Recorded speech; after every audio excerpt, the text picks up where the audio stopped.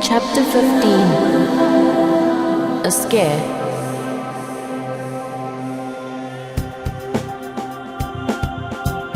Zentran waited for Zach's arrival at the interplanetary docking bay.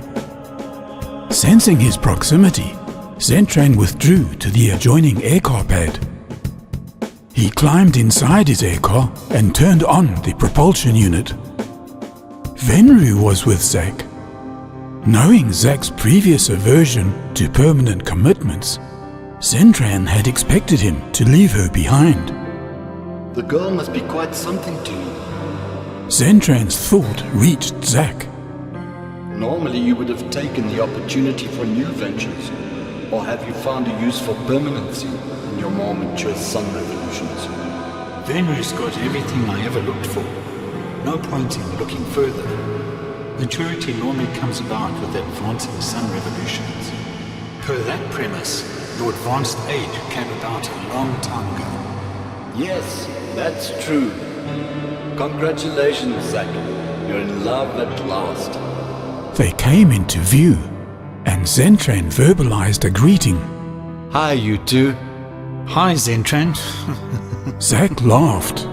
Hello? Venru looked puzzled. This is a rather unusual place to meet. How did you know where Zentran would park? They all climbed into the aircar. You've heard of woman's intuition? Well, men have it as well sometimes. Let's call it men's intuition. Zach smiled at her. Oh, you, with your mysterious stuff. But I know normality would be tiresome for you. Venru smiled back. I usually park close to this position, ventured Zentran, not wanting the discussion to get out of hand. Let's go back to my quarters. Venru wasn't entirely satisfied with the explanation, sensing that something curious had taken place. Zentran and Zach made small talk for her benefit, as Zentran maneuvered the aircar unhurriedly along a scenic route. The magnificence of Delta 4B's capital city had her awestruck. Situated here in the romance of perpetual twilight, the Twilight Sector was just as she had heard and read about. This was the capital of the Planetary Confederation. She noticed something else and pulled at Zach's arm. Why do the people all look so somber? Zach didn't answer as he considered the resulting implications. It was Zentran who eventually ventured one. The pressure and pace of life are said to take their toll on individuals on Delta 4B, especially here in the capital city. As they strive to improve the technology of our Confederation, their efforts in material goals seems to bring about a reduced awareness of themselves. Although this was true, both Zentran and Zach knew there were other stronger and more insidious forces behind it. Zentran's explanation was more sociably acceptable. The girl released her hand from Zach's arm and straightened her hair as she turned away from the window to face Zentran. You say that as though you don't really believe it. Zach smiled. The girl was sharp.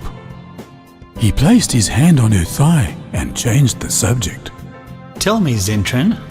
Unknown to Venru, in that instant, the whole communication cycle between Zach and Zentran was complete. Nevertheless, his spoken words continued. Can you put us up in your quarters until our Delta 5 jump? Yes, I'm sure we can work that out. I can use my freighter to berth in. Possibly we could even convince Fora to live less cautiously until we leave and take in some entertainment with us in her downtime. Leaving them to rest and enjoy each other's company in his quarters, Zentran continued on in his aircar. En route to Fora's quarters, he noticed the hill on the outskirts of the city, behind which he, Zach and Fora had spent so much time.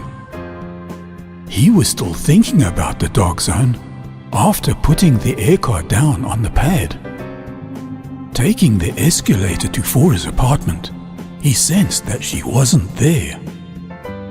With the ease of a thought, he opened the catch on the inside of the door. He entered her clinically clean quarters and relaxed into a chair opposite a viewing monitor. The door closed gently, as if by a light breeze, but there was none. The viewing monitor was off, and he left it that way.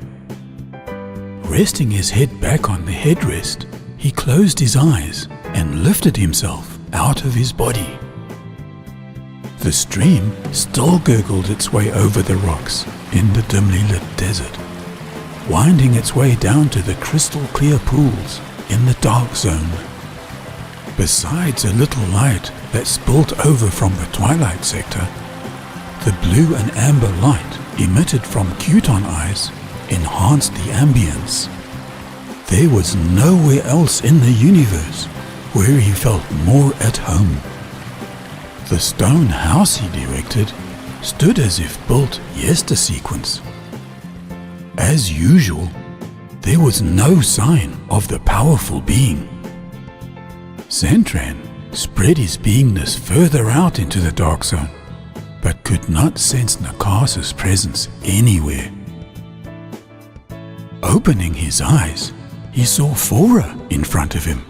You looked as if you were asleep, but not really asleep. Kind of attentive and at peace. I was in the dark zone. You know how I love that place. Yes, it's my favorite too.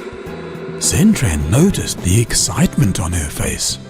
I have the memory crystal with the first batch of recordings.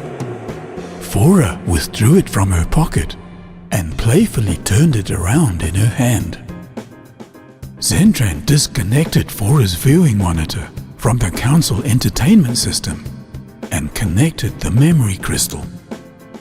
Inspecting the recorded data, he began to sift through the vast bank of information captured during the last sequence. Did you notice any of the alphanumeric codes Zach described come up on your communications monitor while the crystal was connected?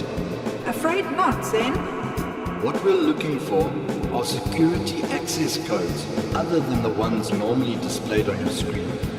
I'll get the crystal to display data going through the system that is not routed to your viewing monitor. Zentran adjusted the crystal and examined the resulting pulse combinations. He derived letters, numbers and symbols that various pulse patterns formed. There were a considerable number of codes. Fora knew most of them, and those she didn't recognize, they made a list of for further investigation. Painstakingly, they picked their way through communications concerning everything from space transporters to interplanetary negotiations. Sometime later, exhausted from the strain of concentration, they lay side by side on Fora's sleeping unit, extended from the wall to full capacity.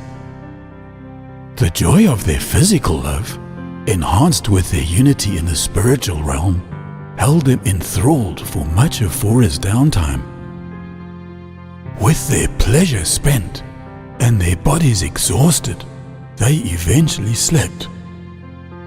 His body submitted to sleep, and as he embraced Fora's sleeping form, he exteriorized to revisit the dark zone. There he noticed something new. A rock had come loose from an outside wall of his stone house. He realized as he effortlessly replaced the stone that he could combine two abilities. Moving matter mentally could be done while being exterior to his body. Furthermore, he found intriguing that in this state he had more power than usual. Even his control was better. He'd lifted the whole wall above where the rock needed to be slotted in. His attention turned to Qtons playing close by. Their game inspired a childlike spirit of play. Surprise assault and rolling over had a measure of daring, and the game eventually led to the pond. The water was cold and exhilarating, but it brought a startling sensation. He found himself in a Cuton's body. The chilly water he sensed through its physical form had the icy coldness of death. Dichotomies of confusion gripped him as the Cuton's form held him interiorized into it. Uneasiness grew to something more. It was real enough. He swam to the side, climbed out, and shook the water from its coat. Might as well experience this, he thought, but couldn't shake the anxiety. The idea of being trapped was frightening, but it wasn't strong enough to hold him. With that thought, he was out of the body. Confusion remained though. If he'd not been able to exteriorize from the Cuton's body, the idea would justify concern. Where had the body come from? Had he somehow created it? That possibility frightened him even more, and he didn't know why. His senses encompassed an increased area as he sought to deal with the dilemma. Further into the dark zone, he sensed Nakas. The perplexity eased as he felt certainty emanating from the free being. You have grown a lot. Like the comfort a father offers to a son's earliest fears, Nakas purveyed a calm to alleviate Zentran's turmoil. Leaning on the reassurance, Zentran perceived the oneness he'd felt before with Nakas. Did you make that Cuton's body? No, and neither did you. It seemed strangely again as if Nakas was a part of him. Nakas's communication continued. You are entering a hazardous area. Those who dare advance beyond the point you've reached. You must be cautious, Zentran. But why, Nakas? Why should it be dangerous to advance and improve one's abilities? Other than the obvious need the Council has to destroy us, is that what you are referring to? No, I'm not referring to danger presented by the Council, but other perils, which shouldn't be, but are. Nakas's message ceased. Zentran waited for something further, but nothing came. Why? Urged Zentran. No answer presented itself. Zentran knew there was so much he didn't know. There was so much that he wanted to know. Why does it seem as if you are a part of me? Still nothing emanated from Nakas. I need to know these things, Nakas. If you will not answer, who else is there who would enlighten me? An eternity seemed to exist before Nakas chose to answer. These are things that you will know in time. Understanding will come to you. For me to inform you now would unleash a series of events in the space-time equilibrium that would undo my existence, even yours, and many of the people you know. Zentran didn't know what to make of this, but thought about asking once more regarding his mission data. Nakas had been right about Fora, his commanding officer in an earlier existence, not to be the one to inform him. She'd forgotten. Nakas knew, but he felt the free entity withdrawing, and then he was gone. Back in Fora's quarters, she slept soundly within Zentran's embrace. His arm still held her as he'd done before his sojourn into the dark zone, after their passion had been spent. Relief from what seemed like overreaching a forbidden boundary came to him in entering the sanctuary of his body. Pondering the events made them no clearer. Some time elapsed before sleep eventually came to him. When he awoke, Fora was dressed and about to leave for her next sequence at Alpha 1's communications desk. Oh, you're awake, Zen? You were sleeping very soundly. I had some extraordinary experiences during downtime. Fora knew he wasn't referring to their surrender to passion. She gained insight to the incidents mentally. I wonder what Nakas doesn't want you to know. It seems he can't tell me, or we might both cease to exist, along with people I know. Something to do with the space-time equilibrium. Well, he doesn't only exist in your imagination. Zack and I have also felt his presence. Let's not worry about it now. He implied that the time is not right, and I'll find out in due course. Have a pleasant sequence at work. I have the memory device and I'll connect it up as before. Great. I'm going to devise a method of sifting through the data faster. Should be interesting. She bent down and kissed him on the cheek. He reached up and pulled her to him. Their closeness dispelled what was left of the unwanted feeling. He continued to hold her as he got up from the sleeping unit. Setting her down on the floor, he smiled. You'd better be on your way before you're late. He walked her to the door and all too quickly, she was gone. Only her scent lingered. The reduced staff contingent saluted him as he boarded the freighter. Returning the salute, he inquired of his second-in-command. Anything to report, Lieutenant? No, sir. Maintenance programs are complete. Very good. See to it that an around-the-sequence watch remains. For the rest, stay on standby. They smiled. Thank you, sir. In the flight control center, he sat down opposite a computer. For a while, he considered the problem at hand. Taking the notes he and Fora had made from his inside pocket, he began to design a program.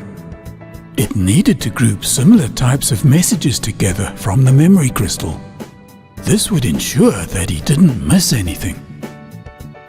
He gave top priority to find codes in the same format that Zack had retrieved from the pseudo-person's processor. Zentran got up and stretched. Now, it's just a matter of time. His thoughts returned to the experience in the Dark Zone and Nakas's warning to be careful. But of what? Did I create the Q-Tom by imagining it? Is that what Nakas was withholding from me? No, there is something else. Something that Nakas dare not tell me. Could it actually undo our existence? Instinctively, he knew his concern for what Nakas could not or would not divulge was but a minute dose of what lay beyond.